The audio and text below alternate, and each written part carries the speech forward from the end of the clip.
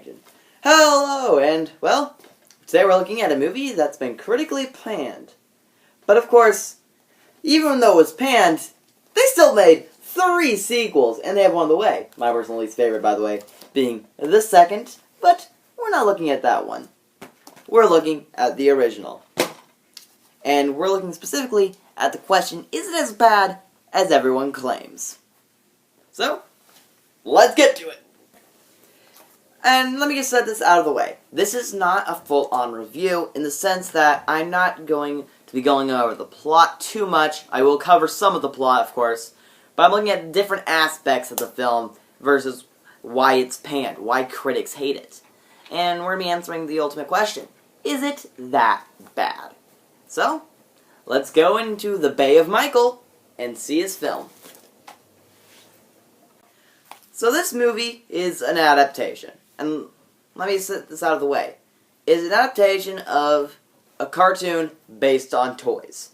So, out of the bat, some people already see it as cheap. Me, personally, I don't, really. Because if you look at the time period when the original cartoon was made, toy-based cartoons saved the industry, really. They started making it profitable, which made more people making cartoons. And the original cartoon of Transformers was a good one. And honestly, you could make a full-length movie. So I definitely see where Michael Bay was coming from. Now, I don't think he did the best anyone could do with it, but I don't think he did the worst. And there are several aspects of good and bad in the film. In regards to this film, there's one thing that really irks me off and some of the critics as well. Because you got these awesome fighting robots. But who cares about those? We'd rather see humans. I mean, it's not like we see humans every day, so we want to see humans more. What I'm trying to get at here is they focus way too much on the humans and way too little on what the title of the film is. It's called Transformers, not Humans. And that's kind of a nitpick, but it's also kind of a big thing because it's Transformers. It doesn't need to have this many of the humans in it. You're not going to Transformers to see the people. And the people in this movie, well, they're not exactly the most interesting or the most charming. Sam Witwicky, in my opinion, is not really funny. In fact, sometimes he comes off as selfish or arrogant. But that's just me. If you like him, that's fine. I mean, I know several people who do like him and this movie a lot. Me, though, Sam Witwicky never clicked. What did click with me, though, was the robots. So, in regards to the robots themselves, they are really well animated, actually. They look cool. There's a lot of money thrown into this movie, and it shows in these robots. Now, they're not all the best characters per se, but they look cool, and most of them are good enough characters, and in my opinion, we've got a really good depiction of Optimus Prime, at least for this movie. I liked him. We got the Scorponok. He's a really cool character in this. He looks amazing. And honestly, they don't overstay their welcome at all. They are very underplayed in this movie, and that's, again, the biggest fault. But when they are on screen, it is amazing. The animation of them fighting is just really good, and many times it feels and looks like they're actually there, and that's hard to do with CGI. It's very difficult to make something look like it's really there. And some movies succeed with it, like this one. I mean, even other big budget ones have failed. I mean, for example, I see these ones more realistically there than, say, Jurassic World with their CGI dinosaurs. Granted, that's just me, and Jurassic World I might be doing a little bit of an unfair comparison with, as the original Jurassic Park used a mix of CGI and animatronics, which kind of made it look more realistic. And so, Jurassic World being less realistic might have thrown it off. And maybe you think they don't look realistic in Transformers, but I found it really cool, and it's just one of the hardest things to do when making this kind of film. The plot of this movie revolves around the Autobots versus Decepticons over the Allspark, something that had been seen in the cartoon. So, it's very simple. I mean, it goes around, Sam Witwicky's grandpa gave him glasses that has, like, Megatron imprinted the location of the cube or something on him. Some parts of it are confusing like that, like why did it go on the glasses? And I guess that was explained, I think. Hold on. Okay, yeah. It was explained. They did say, because it was like trying to show the Decepticons or something, the Transformers learned the English language through eBay? I guess they sell English lessons on there now. It works! I'm gonna go learn some French on eBay today, later, probably. Makes sense, I mean. The plot has its ups and downs. I mean, why eBay? Was it that popular in 2007?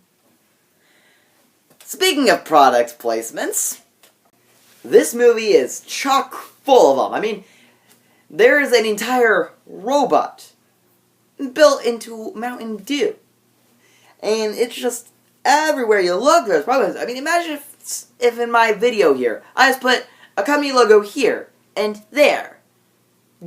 I mean, would that annoy you? I mean, if it doesn't, I mean, okay, but it just, you can tell that they had dealing with these companies and that they wanted to make sure they put them in there. But they were too heavy-handed with it. There's too many of them. And to some critics, and even me to a degree, it was distracting.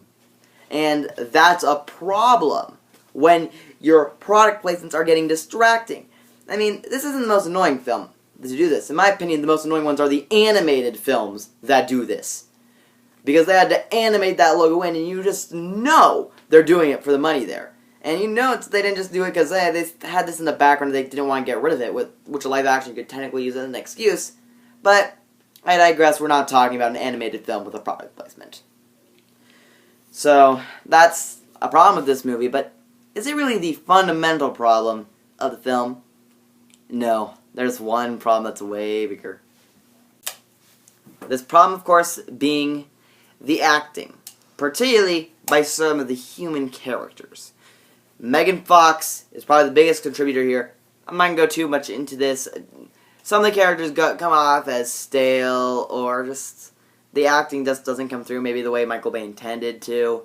And I don't really know Bay's intention. Maybe he was intending for them to be coming off as boring and monotone, or I guess it really wasn't monotone. But still, it's very stale. Now, I've talked about the problems. We need to go over some of the better stuff.